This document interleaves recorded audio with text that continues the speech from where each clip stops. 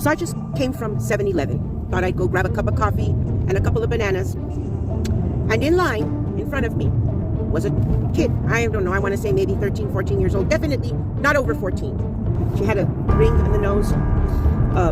The clothing was almost mangled, but it was put together with safety pins. And I'm like, I don't get that style. I was just standing in line. There were a few people in line. And all of a sudden, I look down and I see these Converse. Again, doctored up into a fashion that is a homemade fashion.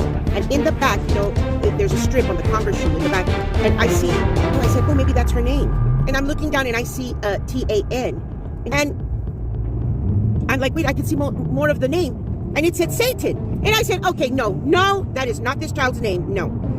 And then I look at the other shoe and it said, Hail Satan. On one side of the shoe it said Hail, on the other side of the shoe it said Satan. And I began to pray for that child. Listen, parents, pay attention to what your kids are doing. Pay attention. And I know a lot of you parents are going to say, well, I let my child have freedom of speech.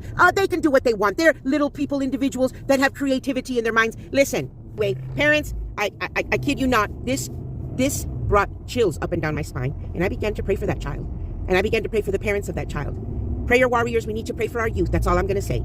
Have a beautiful day.